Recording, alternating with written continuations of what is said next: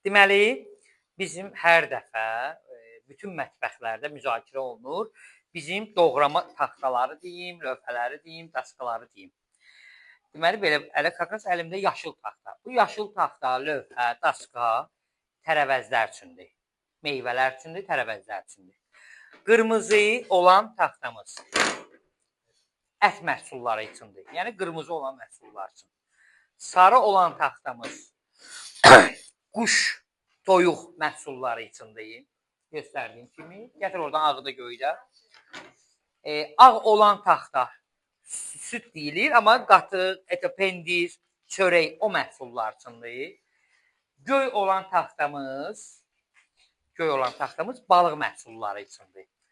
Və bir də qalır qəhvəyi taxta. O da qəhvəyi koriçli deyilən, yəni sənin fartığın rəngində olan, bu rəngdə olan taxta bişmiş ət məhsulları üçün, bişmiş qidaların doğranması üçündür. Yəni, hər dəfə, hər mətbəxdə müzakirə olunur. Və bir də görürsən ki, bizdə məktəbdə burada nöqsan tutulur ki, niyə? Məsələn üçün, əti yaşıl taxtada doğradınız.